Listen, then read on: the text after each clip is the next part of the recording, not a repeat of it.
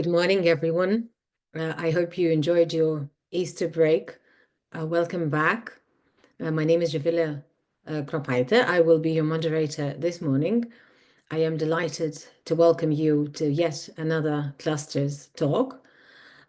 Europe generates world-class research, but turning that research into market-ready products and services does remain a challenge, and this is something that has been highlighted also here during the clusters talks many times. And I would say that the number of registrations, the number of you participating, also proves that this is a really pressing issue, and this is something you do want to discuss. Bridging the gap between innovation and commercialization is critical to strengthening Europe's industrial competitiveness, resilience, and technological sovereignty. Clusters are positioned to support that process by connecting research actors with businesses, facilitating partnerships as well, and supporting the uptake and scaling of new technologies. So how can clusters specifically act as effective enablers of technology transfer and commercialization? This is the question we are going to attempt to answer today. And the European Cluster Collaboration Platform, on behalf of the European Commission, organizes these clusters talks. And this one is entitled From Research to Revenue, Facilitating Technology Transfer Through Clusters. The way we will work today, we will hear the news of the European Cluster Collaboration Platform. We will then have a panel debate with 4 distinguished speakers, and you'll get to hear about the funding opportunities at the end. So this is roughly the agenda. And just some housekeeping rules. Those of you who have participated do know them, but I will still remind you that we will be using Slido to launch polls. Do scan your QR code to answer the polls whenever it's there and the polls are ready. Do use the Zoom Q&A function to ask questions, and the chat function to comment or share links. All of you, or not all of you, but many of you are already sharing the chat link to basically say hello from Italy, France, Finland, Munich, Freiburg, Germany, and elsewhere. So thank you for doing that. That keeps it alive. And there's a hello from Denmark as well. So I'm really glad that there are so many of you. And from Belgium, thank you. So basically this this chat will also be used for links. For example, when the funding opportunities are presented, all of the links that will be mentioned there will also appear here in the chat. So we can use that chat. If you want to speak, ask your question, make a comment live, you can raise your hand and we will give you the floor as well. So that opportunity also exists. The question is being recorded, and the recording will be published on the European Cluster Collaboration Platform.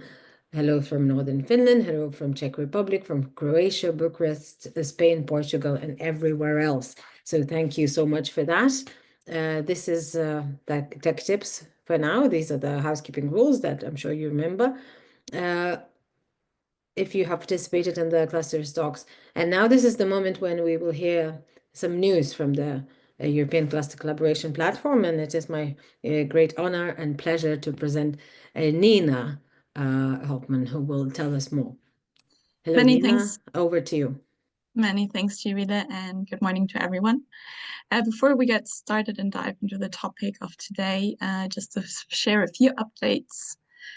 First of all, the Commission Expert Group on Cluster Policy has an open call to establish this group. There is a call for application to select members for the new expert group on clusters.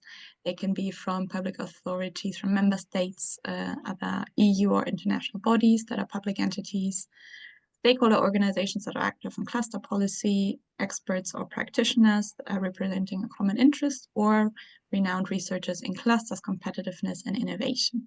So if you like to join this expert group on clusters to advise the Commission on how clusters can better support EU industrial policy goals, you can apply until the 30th of April. And you find all the information in the link in the chat, and you can send your application via email to growclusterexpertgroup@eceurope.eu. Then we also have an open call to host a Clusters Meet Region event. This is an event that has been running for the past years under the European Cluster Collaboration Platform to bring together cluster organizations, regional authorities, and also other regional industry players together with also international participants to learn how the region is using clusters to develop the industrial policy, and what also to give some best practices and also to learn what needs to be improved. So if you want to host such a workshop, you can apply until the 30th of May, either to have it for the second half of this year, preferably in October, November, or it might also be considered for future editions. So have a look at the call for expression of interest. There's also an application form in the white book to learn more about how these events are set up and what is needed for the application. Then we invite you to two more events that are happening now in May. The first one is the C2 Lab in Esbjerg in Denmark, which is a workshop-style event to develop your next project. So here you meet new partners, you can discuss and initiate collaboration, for example, to apply together for a European call, as the objective of this event is to really co-develop new project ideas together. And this edition will focus on energy, since our host will be the Energy Cluster Denmark, and looking into different ways for having a successful energy transition. But if you also have another idea that you can also join and to present this idea and find collaboration partners for this. Register, you can still register. It's on the 6th and 7th of May. And this is of course an in-person event, since this is very much dependent on the collaboration during those 2 days. Then we invite you to register for the EU Self-Met Matchmaking event, which will happen on the 16th to 18th of June in Cairo in Egypt. And this, as it says, it's a matchmaking event for cluster organizations and SMEs from the EU and COSME and SMP countries, as well as the South Mediterranean countries that are listed here on the screen. And the registration is open until the 29th of April. So you still have a few days to register in case you would like to come to the matchmaking event. It is held in the context of the Egypt Infrastructure and Water Expo and the Big Five Construct Egypt. So you will also have a great opportunity to visit those events.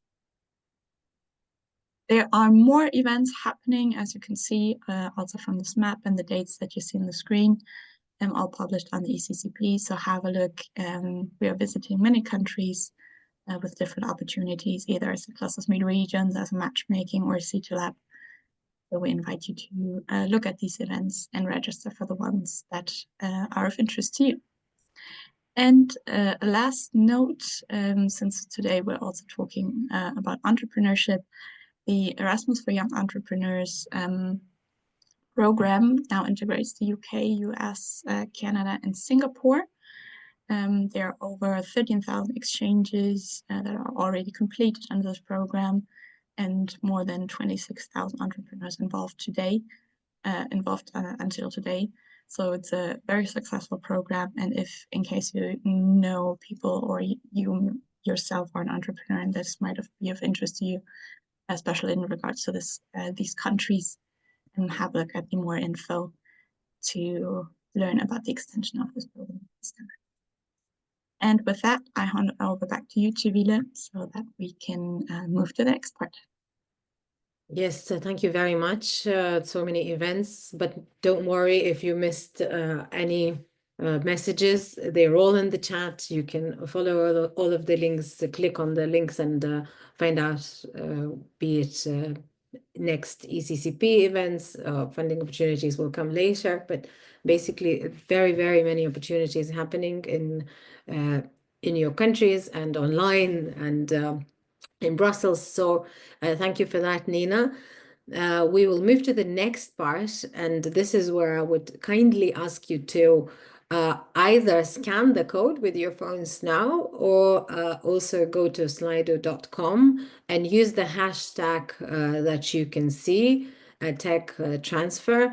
And this is how you can get to the polls that we will now ask you to participate in. This will be short and easy, and it will give us a picture for the panel debate to follow. So first question is as follows: how involved is your organization, whichever organization you represent, in technology transfer activities? And there are some options. First, to understand, not at all. We are exploring it, but not active. We lead or facilitate tech transfer regularly. We are involved through projects or partnerships. These are the four options. Pick one, and it will give us a picture of the current involvement, the current knowledge, the current interest, current enthusiasm that you've got. And I'm really glad to see that very few of you are not at all involved. So basically, all of you, most of you are in some way involved through projects and partnerships mostly. Nearly half of you. We are exploring but not active yet, 38%, 36%. We lead or facilitate tech transfer regularly, 13%. Not at all involved are 5%. So we welcome you very much, and we are glad you're here. And maybe this is the point at which you will try to decide to get involved and get some ideas, gather them through the debates, through other panelists, and yes, I think this has settled. We're involved through projects or partnerships, half of you. So thank you so much for participating in that one. And we can move to the next question, which is about the most critical barrier to successful commercialization of research in your ecosystem. What is the most critical barrier? You can choose the one that is relevant to you. What is the most critical barrier? Lack of funding for early stage innovation has come up as the most important one and the most relevant. Fragmentation between research and business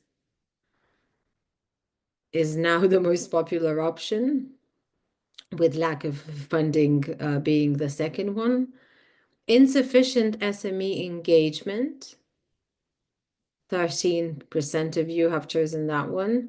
Weak IPR management, valorization strategies, 6%. No one thinks that there is a lack of cluster support or coordination. So this is good to hear.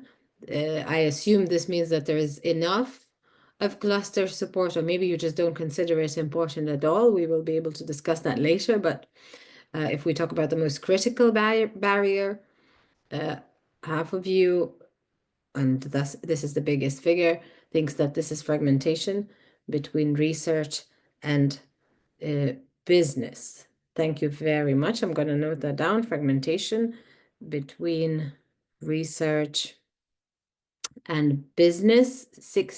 46 of you, and then 30 still thinks that lack of funding for early stage innovation is crucial. So thank you very much for taking the time to respond to that question of Slido. And this will be an open question with no multiple choice. You can just type in whatever you find relevant, and we will see what comes up as the most important word in the cloud. What is the one action your organization could take to support the commercialization of research better? What is one action better IPR management. I guess that's awareness. And some of you, at least 9 of you, are typing. And we'll find out what's one action your organization could take. I really like that question because when we speak about the gap between putting products into the market and innovation, then normally the issues and the challenges are singled out. Well, this question actually asks you to choose one action that you could take or you could do to make this process smoother. So this is a question to you and for you to decide. And you are saying that is that awareness, matchmaking.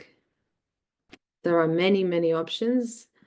Venture, business mentoring, awareness again, financial organization in clusters, testing facilities, industry research, brokerage events, verify market feasibility, funding, matchmaking, provide or push resources, provide better access to funding. Again, that's funding.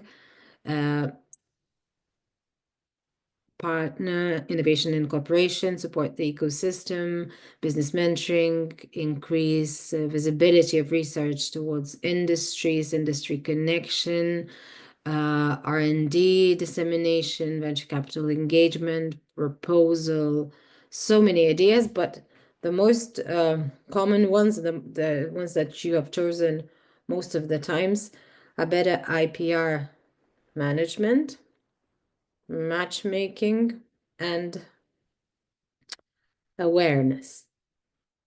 Thank you for so many ideas, and thank you for doing this together. Thank you for responding to that poll and giving us a better picture of what you think. Support is also coming up as an important one, and I'm not sure whether that's financial support or any kind of other support, but I think we can also touch upon that when we delve into the panel debate in just a couple of seconds. The poll is still active, but I think no one is typing anymore, so I think we can move on to the next bit of the event. And I'm really glad that we have a variety of distinguished speakers from different countries doing different jobs and related to clusters in different ways, but mostly they do represent clusters. And we have Angelica Ekholm, who is CEO at the Larna Science Park. We've also got with us Athanasios Konstantopoulos, who is Chief Scientific Advisor at Chorus. He is also a startup founder himself and scientific advisor and researcher, so he can look at things from many angles. We have also with us Director of R&D and Projects at OnTech, Fatima Carmona, and Executive Director at AFIL, Paolo Vercesi. So welcome everybody. Thank you very much for joining us and for being with us this morning. And I suggest that we begin by each of you saying a couple of words about the organization that you represent and how you're involved with clusters directly. So maybe, Angelica, we can start with you and the role of the Science Park. Yes, good morning, everyone. I'm glad to be here and to meet you all. I'm Angelica Ekholm, and I'm the CEO of Dalarna Science Park. Dalarna is situated in the middle of Sweden, and our assignment is to be the innovative arena of our region. And we both have a science park and a business incubator in our organization. A science park and a business incubator as one organization, right? Yes, that's right. And how do they interact with one another? Really good, actually, as the Science Park is a platform, a collaboration platform and we need to interact with new startups and ideas. So the projects that we run are often national projects or international projects or regional development projects, and they often need new exciting ideas from our startups. So it's a really good collaboration. But we also work a lot with our SME companies in the region to make them sustainable for tomorrow, both innovative and sustainable, or you could say more resilient. A lot of things are going on in the world at the moment, so this is a really big need. So yes, but all these parts really connect well together, I think. Thank you very much.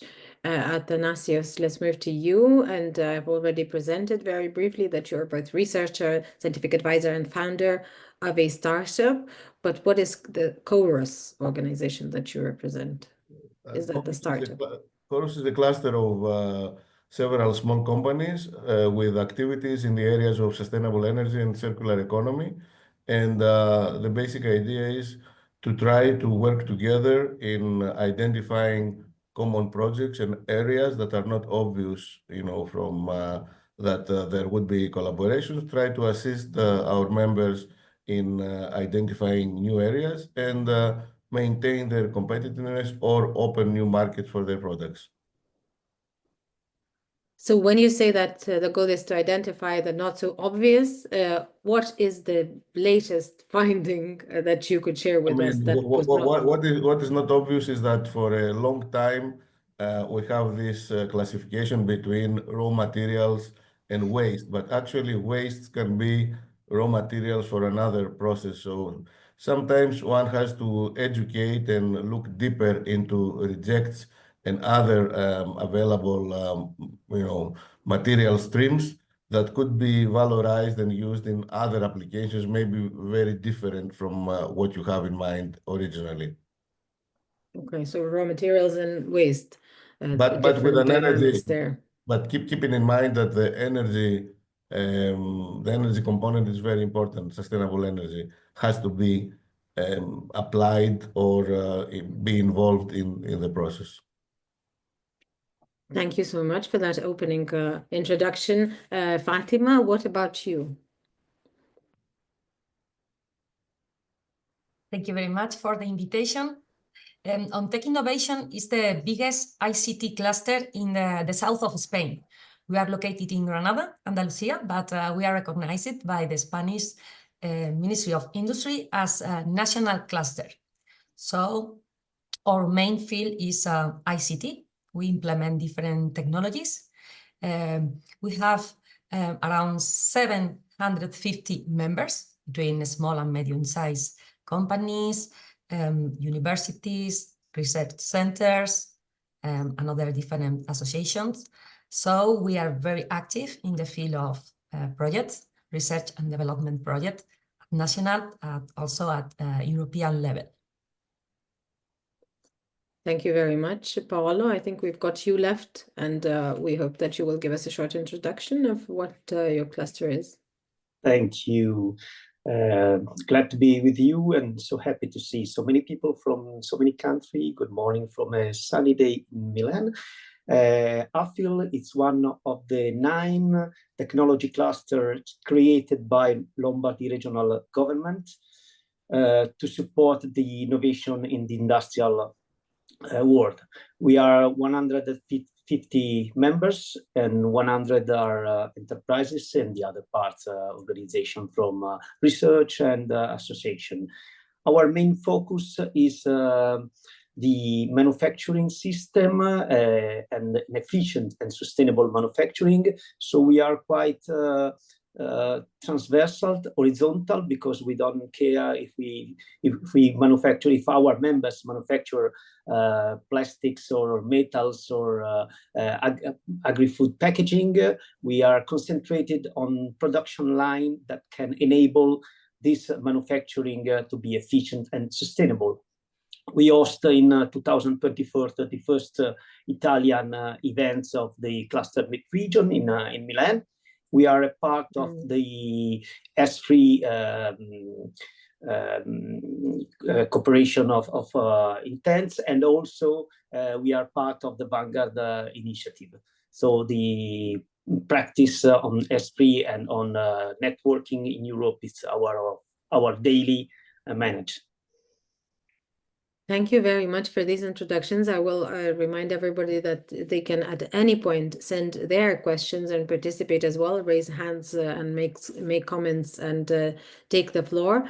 I want to refer to the Slido question where we said that fragmentation between research and business is an issue, as well as lack of funding for early stage as two of the most common issues. What are the main barriers you have observed when it comes to transferring research results into market-ready solutions? If you could share your perspectives, each of you, that I think we would very much appreciate. Angelica, how did that Slido poll sound to you, and do you relate to it? I can start with saying that I think the obstacle somehow also lies in the system itself, where academic system reward publications, not businesses or new product launches or new services to be adapted. And maybe you could find it in the word cloud. I think someone wrote change mindset of research. So maybe that could be on that theme, I think. Another thing that I find as an obstacle is time, because it takes too long to go from research to market, where we often see promising ideas get stuck in like the valley of death, somewhere between research and market. And of course, one of the big issues in the word cloud was the lack of funding, the funding to validate early stage ideas. And actually in Sweden, we recently have a new research and innovation policy that addresses this, where they propose a significant increase in validation and funding with the aim to contribute to close this gap. But that's a small thing, but it could be one step in the right direction, I think. Could you just expand a little bit on that regulation? I think we've made a great work with the research and innovation policy. That's been an investigation during like 2 years. And now they found out that this is one of the main issues that we need to go from research to market, is that funding. So I think they like triple or quadruple the amount just to close the gap, to contribute to that, the validation of new ideas. So I think that's a great step forward for us. And when you say that some ideas are stuck in the valley of death, how would you then, what would you single out as the main reason why that happens? I think much research takes a lot of time, of course, and needs to be that way. But then to find actors that want to like take the idea or the research out to the market, it's often not the researcher itself. It needs to be more maybe a person that's got entrepreneurial skills, for example. And all of these things take time, and much research just becomes a publication. So we need to find that new cooperations between entrepreneurs and researchers, maybe. I have a sister incubator actually in Sweden, in Linköping. They have like a project where they have students to investigate as a summer job the researchers' outcome, to see if the research has market potential. And if they find that it's got market potential, the students, during this summer job, and the researcher wants, the students can do a startup on this idea and start up a company. So that's one way I think that's been both successful, as you get the research to reach market, and also you get young people to get their first job maybe. So this is a good idea. But then you still have the representatives of academia doing it, not the person with an entrepreneurial skills who would take it to the market. No, I think maybe they need also to get a team around them, so they will not be alone in this. And there you can find the entrepreneurial skills, I think. Yeah, super interesting. Thank you so much for these examples. Athanasios, how does that sound to you, especially the point with an academic system being such that it just basically concentrates, rewards, as Angelica said, publication. Do you see that as a problem as well? We would need your sound on.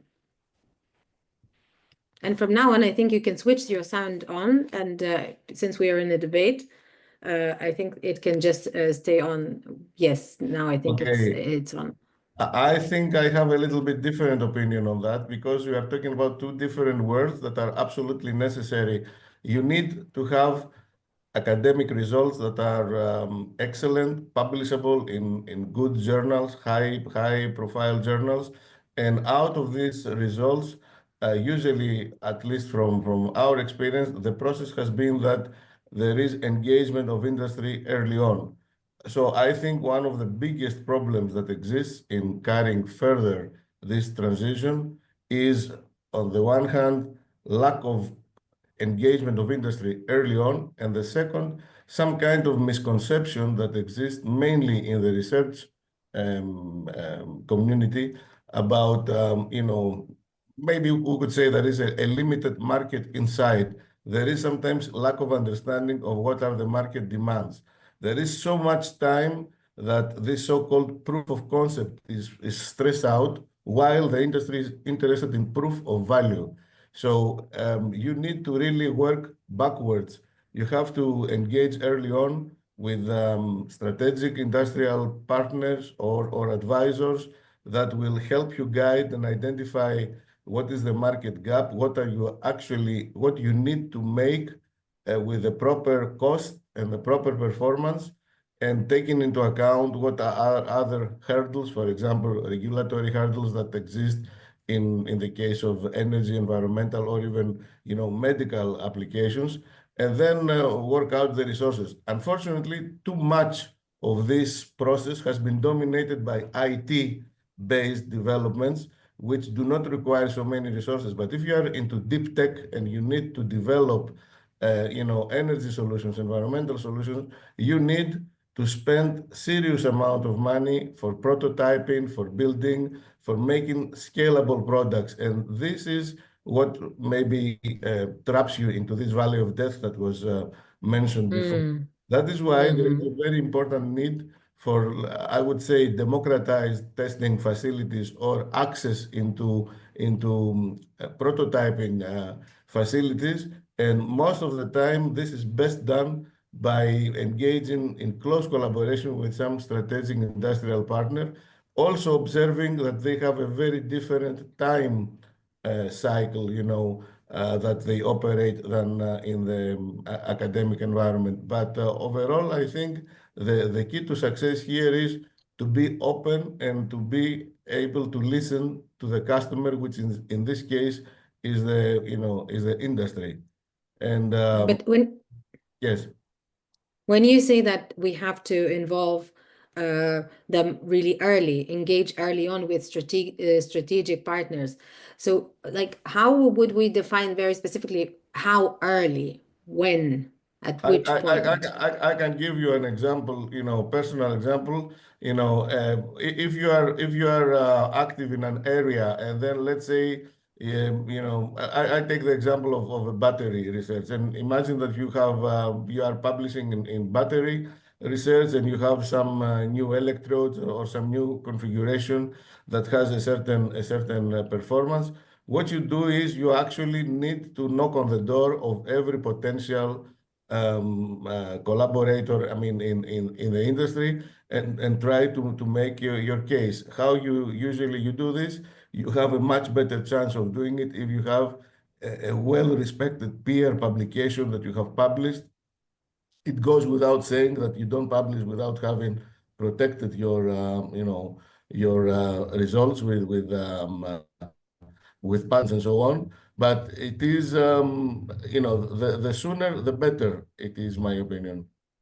Okay, the sooner the better. And I would also be very interested to get an example, a good example of a process, as you say, need for democratized testing prototype facilities. So maybe we already have, I don't know, good examples in other countries, or in you have experienced them yourself.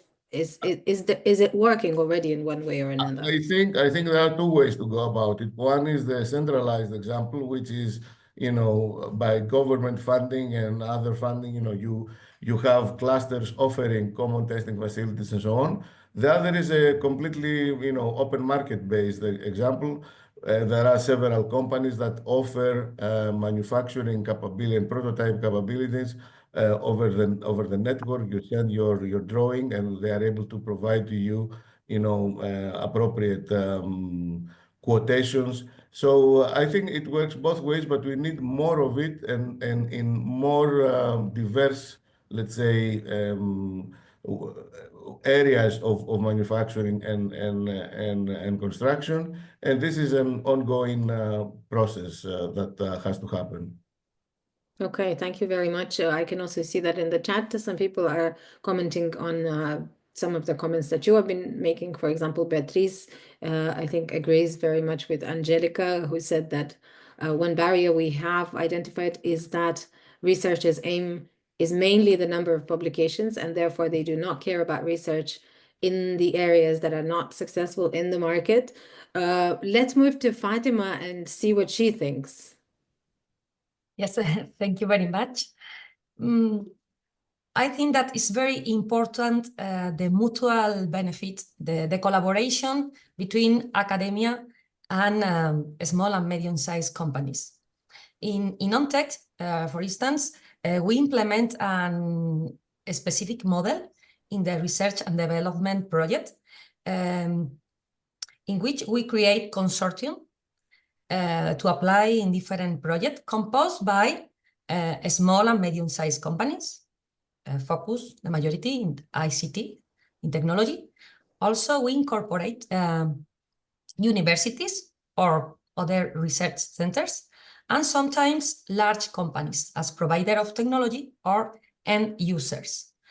We believe strongly in the mutual benefit.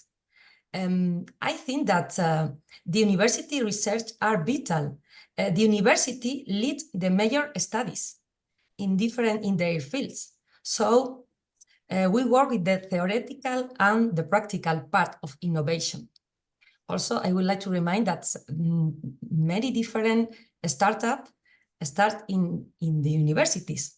So this application of this theoretical part in industry, this work that the universities implement in laboratory are really important for our fields to start in projects with a prototype and then go to the market. But does that sort of solve the issue of, as Athanasios said, needing to engage really early on with strategic partners? Is that the model that you're presenting? Would you say that it's early enough that they get involved with the consortium and things? I think that we start in project with very early TRL, maybe 2-3 TRL projects. With the creation of the prototype, I think it's very important to know the state of art of the project, what are in the market. So I think this is a very interesting stage to incorporate different actors. So because also this collaboration is very important to follow working together in the next step of the project. So in my opinion, it's very important also the project in different levels. Start in a very early level and then goes to a different stage, and at the end to get a good product to the market. So if I asked you very directly back to the first initial question, what are the main barriers that you have observed? What would you say? Because you have pointed out that the collaboration works well and you have presented your model, but still, if you had to single out one barrier, what would that be? In my opinion, one of the main barriers that we find is the lack of funding. Sometimes the level of competitiveness is very high. So we have very good consortium, we have very good ideas, project ideas, partners, but there are a lot. So sometimes it's very difficult to find funding to get the project. But for which stage funding is mostly missing? I think that in research and development, in the TRL 2 to 3, in that earlier stage. Okay, thank you so much, Paolo. What would you say? How does all of that sound to you? Well, I must agree with our colleagues that speaks before me. But one of our points we manage daily with our members is that enterprises, especially SMEs, in particular SMEs, they base their strategy, I mean, if they have a clear one in so fast changing market. So the first point can be help them to have an innovation strategy. That means not innovation itself, but innovate what you do. And we feel that the enterprises are not focused on technologies itself, but they look around for solution. And research world often do the opposite. Especially when technology are outside the daily and core domain of an enterprises, it's so much important that the research world can show what can be done with the technology, and the enterprise decide how can be valuable this technology into implementing it in a solution, and I mean a product or something like that. And this is a different way to approach from research side and industrial side this world, not with big companies that are used to have a research center or a research staff daily managing research. Usually in SMEs, especially in Lombardy, but it's quite similar to all Europe, we have enterprises with 10 people, 20 people, maybe 50 if they are big. But this may mean that these people can't be focused on a specific project only to develop a new proposal if they have the 5% of success rate, and then they need to be helped by cluster or an association to develop these networks. And on the other side, we can say that sustainability is usually mentioned in the industrial world, is conceived as a way to reduce energy consumption and waste from the industrial production. In our point of view, sustainability is, on the other side, a big opportunity, because if you want to make sustainability a reality, I mean, if you want to develop electrical motor or battery or photovoltaic system or new material processing or what else, you have to have machine to do that. So before the part that Professor Anastasio spoke, to have waste material, for example, to have material to recycle, you have to demanufacturing product. If you want the manufacturing product, you have to automatize the line, not making the manufacturing by single people with a screw on the line and grinding and destroying the products. We have to find a way to make this process automated. And I think that this can be a great opportunity for Italian and especially Lombardy SMEs, which are very good in special machine and light production. Athanasios, would you want to react to that immediately?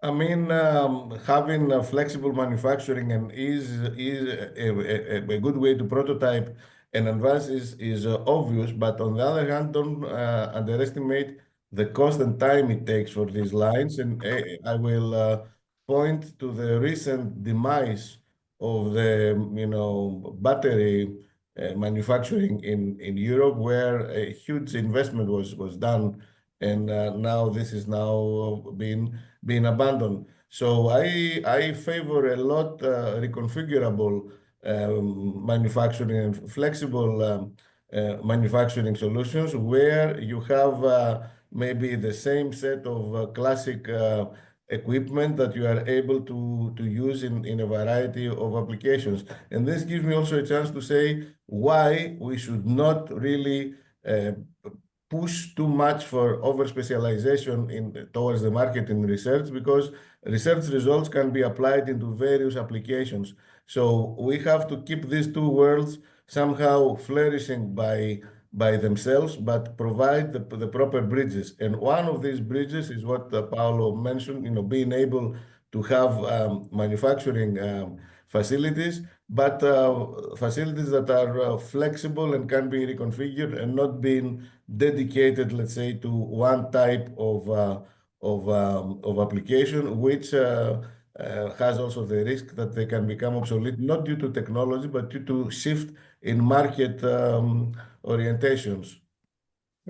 So manufacturing facilities not dedicated to one type of application is the idea that you support. Sylvia says that she agrees with Fatima. Often researchers and SMEs have the same aim but different way to achieve it, and these differences in approaching are the huge barrier. One solution to that problem, says Mate, would be that success of researchers or their ranking would be related not only to the number of publications or impact ratio, but number of prototypes or similar criteria that would show relevance to TRL 79. This is going back to what Angelica talked before, but then also Mate says that finding the right customer beforehand could also be used. How does that sound to solve that issue, Angelica?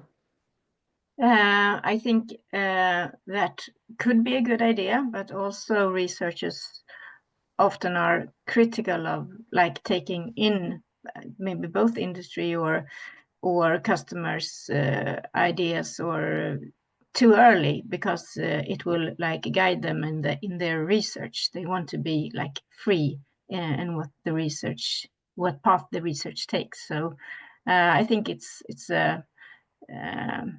could be a solution, but it could also be an obstacle, I think. Anyone else who would have an opinion on finding the right customer beforehand as a way to solve that gap between the market and the academia, the research? Paolo? Absolutely, I agree. I give you an example. In Lombardy, that it's 10 million people, it's quite a state. We can say in an industrial point of view, at least it's 40% of the Italian GDP. So we know that in the future, most probably, our governance strategy told us that we will not be massive production, for example, batteries. We will not manufacture batteries in Lombardy, but someone have to the manufacturing battery, and in this point we can be excellent in giving production line system, automated line to all Europe, of course, to the manufacturing battery, because at some point also these products should be the manufacturing. On the same line, we can say that Lombardy has no material generation. We don't have mines or what else. We don't develop raw material, but we can help industries to process new material. So it doesn't mean if you are developing a chassis for the electrical powertrain of the next future car, we don't, for example, manufacture car in Lombardy. We don't, but we are able to make a light powertrain system. Or if you are packaging food, you have to deal with materials that are different from the polymeric you are used to or something like that. And you need the production line to do that. So to match this gap, it's very important that we bring at the same table, we call that strategic communities in our field. But anyway, at the same table, researchers and industry, even they are not in the same vertical supply chain. To the same table. Andrea is saying for R&D, it would be helpful to know the real needs, points of SMEs to go ahead with applied science and support them. For example, publish challenges. This would need more open mindset, trust of the companies too. Second, for that additionally, as already was mentioned, more piloting lines for demonstrations are needed. But I would still like to collect at least short comments by Athanasios and Fatima about this idea of basically finding the right customers beforehand. Maybe Fatima wants to go first, you know. Fatima? Yes, about the question that's how to make it match, no, solution and users. We have implemented in different projects the activities hackathons. I think that the hackathons are very interesting to put in contact the need with the solutions. Some companies request data needs, maybe in the sector of agri-food, pharmacy, medical, and we create a small group to prepare a project and provide a solution. I think this is a very good idea to do it. Also, I would like to encourage the role of the cluster in that field, because the cluster is a very important tool to put in contact these different actors. And I would like also to highlight the difference, for instance, in Spain, about who leads the policy cluster. For instance, in Spain, policy cluster is in the Ministry of Industry, so it's very connected to industry. But for instance, in Andalusia, that we have started now with the policy cluster, belong to the university sector. So you can see the difference between the point of view also from the authorities. So I think that in terms of solution, there are many different tools, but also it's important the agreement of the institution and the support by them, and to highlight the role of the cluster in that point. Thank you very much, highlighting the role of clusters, Athanasios. Well, I think I was the first to mention that you need to engage early on, you know, your customer, or get inspiration from the industrial partners. Now, how you do it, obviously, if you have the cluster as a kind of medium or a forum in which you are, or if I use the ancient Greek word agora, where a place for marketing ideas, it is possible. But sometimes this is very tricky because people don't like to talk about innovations, and especially market relevant ideas that have with them a certain profit generation capability in the open. So these are better done in bilateral talks, something which is I can share a very good Japanese practice, which is having monthly or quarterly visits to various industries just to exchange ideas, not to sell, not to do anything, but just to say, hello, here we are, this is what we have been working on. Can you let us know some possible areas for the future, or what is, or somebody mentioned earlier, what are the pain points? But this is not done in conferences or in announcing them in the social media. You have to go door to door, establishing these bilateral contacts. Sometimes cluster visits, like the ECCP supports through various continents, could be helpful. But serious business requires always to be under confidential terms, and fostering this kind of regular exchanges with industrial partners, irrespective of the area, brings you a very different mindset. The other thing which is important is also to have a framework for what you are discussing, because many times people are too much lost, too deep in their own problems that they cannot really communicate well.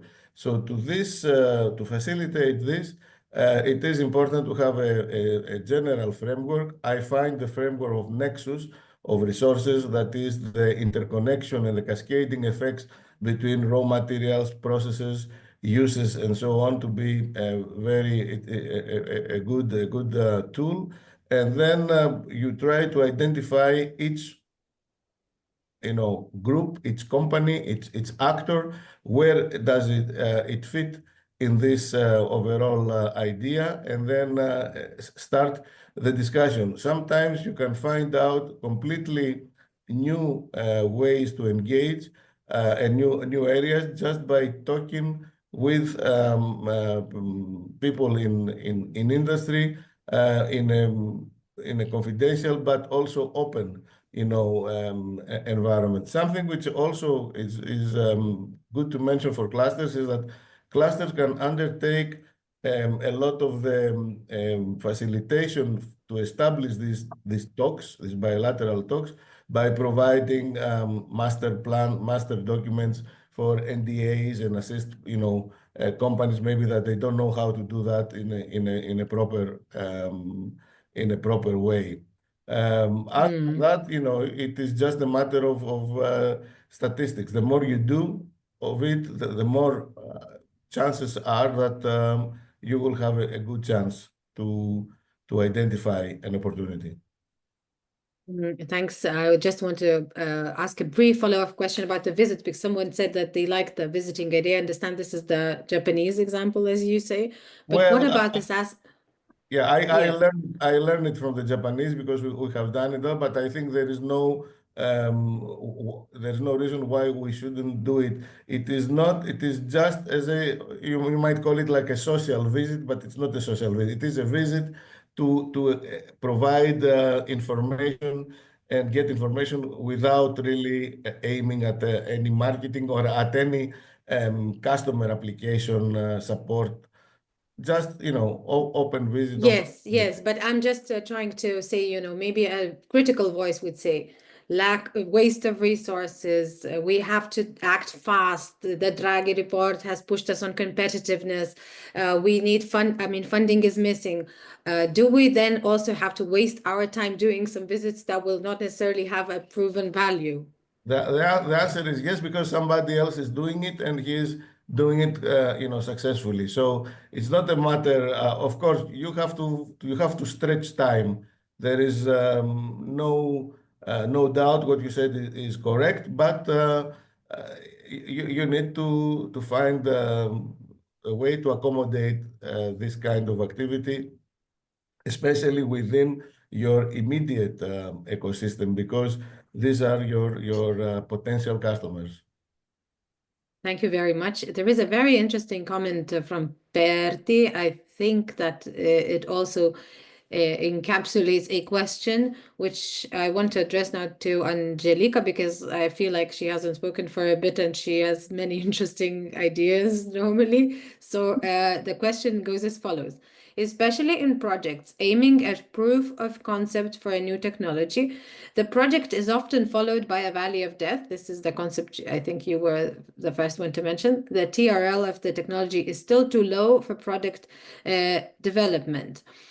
First, a lot of testing in various environments is needed, for which it's difficult to find funding. To involve investors too early would dilute the value of the technology. But, for example, Horizon Europe Innovation Action funding is planned for bringing the product to the market. There is no funding instrument to cover this type of longer time testing activities. Could you point out some ways to cross this valley of death? Oh, that's a really difficult question, I think, and I don't have really that much experience from finding funding in that valley of death. as described when it's a very long cycle. But I think maybe private funding, we have a lot of angel investments in Sweden that we gathered to get companies to just cross this valley of death and do the research that's necessary. And of course, all the funding that's from the regional side, EU, you have to gather a lot of different sources.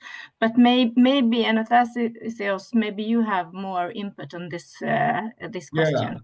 I can offer. Actually, there is a very important and useful tool, the European Innovation Council, the so-called accelerator. There are various tools to guide and help companies throughout the stages, starting from the Pathfinder and moving to the transition into the accelerator. These are extremely competitive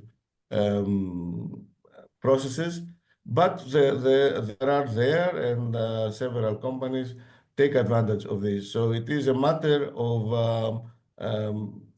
having the good ideas and the right mindset and applying through this. Obviously, this is not sufficient because still there are a lot of excellent projects that are being left out.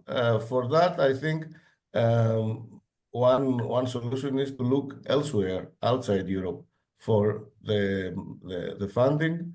Until recently, the US has been an excellent area region to look for. We will see how things evolve in the coming couple of years there, but I still think that we should not really be constrained in Europe for funding funds to move through the valley of death, but look out internationally. But okay, so if it's not the US, where else? Forbidden word. I don't want to say for forbidden countries, in this, but in the East, let's say there are funds in the East. There are funds in the Gulf area. That one, especially in the area of energy, and one just has to look throughout the world. An important component is the so-called corporate VCs, there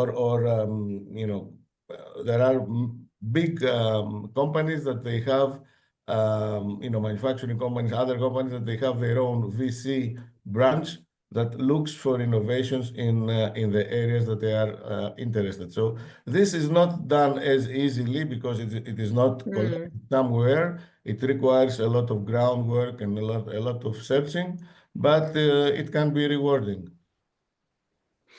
Thank you. Christine is saying this is jumping from one topic to another in a way, but thank you so much for reacting to everything that we feel that you hear us. In my understanding, one important role of clusters is to create an environment of trust where ideas can be discussed frankly, and Angelica is nodding her head. Yes, and I would like to put in that to build the collaboration between academia, startups, and industry, that is one of our main topics as a science park. We build bridges, and we connect researchers, startups, and established companies, and often together with the public sector. And that is our role as a science park. And when it comes to like industry needs, we take a needs-driven approach to start up the collaboration, where industry defines the challenge, and then we put on research to validate their ideas that comes up when we try to find solutions.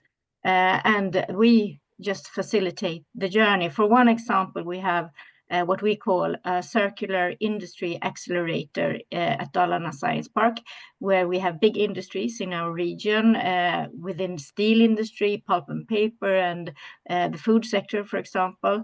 And they have waste that we try to identify and then put in startups that have solutions to what to do and how to circulate this waste to become new products or services, etc., etc.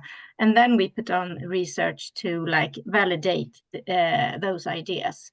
So that is also a way of doing things the other way around, maybe. Or another way to, like Anastasios said, do the door knocking on the industry to find something that they don't use today. This could also be the test bed for the startup, etc. So this is one way to work also. And you need to have trust between the different parties in this kind of collaboration. So that's really important to work with. And that's why I was nodding. Without trust, you cannot make successful collaboration. No. Thank you very much, Paolo. What would your final comment be? And maybe one more concrete example of a successful technology transfer or research commercialization project. Following what Angelica and Professor Anastasia said, we try to make this meeting in presence, and we try to make the meeting alternative one time in the test laboratories or an university, and the other time in an industrial venue. So we gather people together, visiting also industrial plants. And on the other side, we love so much the tools of cascade funding. We find it useful especially for small startups and small enterprises. So we try to gather these people during this meeting around TRL 6, 7, 8 programs. So, for example, Interreg or I3, or programs that have cascade funding, which are for us a good idea to make at least the proof of concept and the first part of innovation path between research, academia research teams and the industrial team. Another example is something like around the startups. We take 6,000, we have a program last year, we take 6,000 startups from VC incubators, and we ask them, we show them which needs have our members, and we try to ask them if their products can be managed, developed, transformed, changed in some way to respond to these needs. So we start. And what did they say? Oh, many of the startups are, even they were imaging, checking image on health for brain studies. They say, okay, this kind of imaging system can be used to check if a quality product is broken or something like that. So they focused on the needs of the industry, and they say, okay, we have a solution. It's not developed yet for your application, but we can easily change if we have your help, because they can do by themselves. And if you can help us to develop the solution, we can do for you. So it works. But the cascade funding covers the cost of this in that case. But do you already have the examples in which they would have changed it according to the actual needs? Yes. We for example, we have an imaging system for checking airport security, and they use combined with another technology. They use this for finding emergency situation in critical plants like siderurgic plants, where temperature and chemical smokes can be very dangerous. And so they use the same way to check what people are doing in airports for security control, checking what people are doing, operators on the line, if they are doing something normal or they are asking help or what else, because something is going wrong. This is an example, but we have more than one. Yeah, thank you. This is very, very interesting, and I think very instrumental for us to hear examples too. Andreas, I think reacting to your previous comment, says, thanks, Paolo. I much agree. Besides all funding issues, more productive cooperation should be done, and not everyone has to be the number one in all topics. One should see the aim as mentioned by OnTech, and after generation of solutions, hopefully one can look for copying solutions somewhere else with their respective regional or process specificities if possible. Fatima, we need a final comment from you. Okay, I would like to say that I agree with Paolo about the importance of the cascade funds. The financial support to third parties is a very interesting tool to cover the financial need of SMEs. And there are many different opportunities along the year. So I think this is a good tool. And also I would like to mention for testing activities, the digital innovation hubs. I think that companies can request their needs to the digital innovation hub. They are not receive funding, but they are going to receive the services. So digital innovation hub receive funding from Digital Europe, and there are many different ones in our countries. So this is another important tools for them. And to finish, I would like to encourage the role of the cluster. I agree with Angelica about this important role that we play to create opportunities, to create synergies, and also to be a confidence part in the process of the creation of project with our SMEs. Thank you for that reminder, and thank you so very much for all of these brilliant ideas. I think we had a really active discussion, a very fruitful debate. Thank you for dedicating your time to share your ideas with us. I know that you're super busy with all of the millions of roles that you have. So thank you very, very much for dedicating your time to the cluster community and to all of us. I will stop at this moment and give the word back to Nina, who will, as I announced in the beginning, present us with the funding opportunities that exist. Many thanks, very interesting discussion. And just to close with some funding opportunities, we would like to share that align with the discussions. First of all, is the Sectoral Digital Skills Academy, especially looking at Gen AI. And this is a call that aims to equip students, professionals, and the public with necessary skills to develop and deploy AI and Gen AI technologies across various sectors. So this will be a one-stop shop for AI training, both in terms of looking at infrastructures, for example, the AI factories and the Euro HPC, but also applying AI and Gen AI and SMEs and public administration and industry players. And expected outcomes are teacher trainings for universities, vets, or also secondary education staff, but also to have the public engagement activities as well as collaboration frameworks between academia, industry, and research institutions. The deadline is the 2nd of September, and you will find the link to the call in the chat. It is published on the Funding and Tenders portal, and you see the topic ID in the screen and presentation that we will upload. Another call that is directed towards women-led startups, especially in green tech, agri-tech, and climate tech, from We Rise. Here there's the opportunity to participate in 2 phases.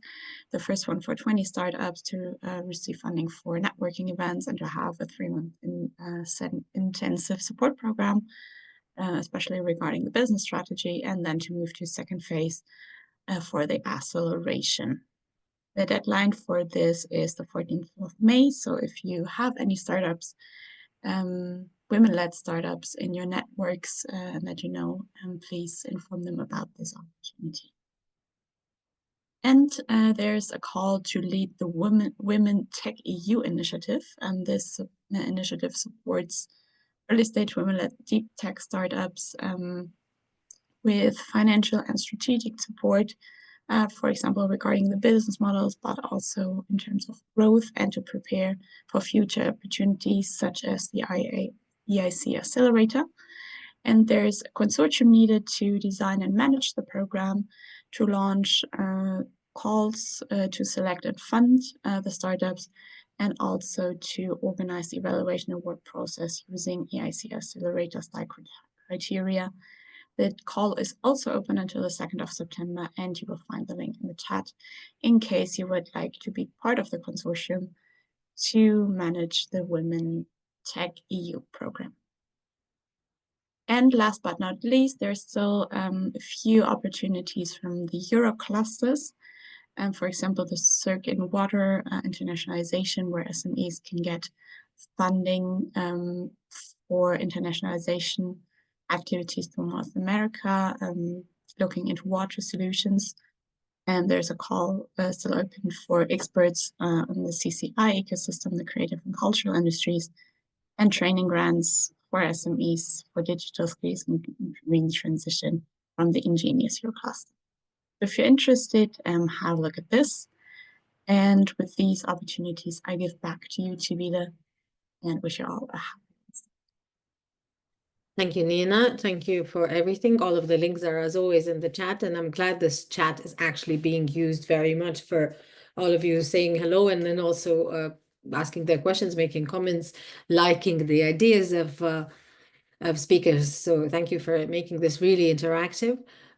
We do encourage you to register for the next session like this on the 7th of May, Clusters and SMEs in the EU Simplification Agenda, Understanding the Omnibus Package. So that's on the 7th of May. Do register for the next bit and do continue the discussion on the social networks, European Cluster Collaboration Platform, general discussion group on LinkedIn. The link is also in the chat, but you can also find it, I think, in the search option of LinkedIn. So do not forget that option, and do continue the discussion, share ideas, disagree and agree with everyone, and make this as fruitful as it was today. And visit the website and follow us on social media, X, clustercollaboration.eu, LinkedIn, European Cluster Collaboration Platform, European Cluster Collaboration Platform, or ECCP on Facebook. And if you do want to post anything, share ideas from that talk that we had or anything else clusters related, we very much appreciate if you do use the hashtag EU Clusters Talks or the hashtag ECCP. This will make everyone find information easier, everything related to what's relevant to you. So thank you very much again. Do have a good rest of the day and a good rest of the week, and see you some other time. Thank you very much. Goodbye.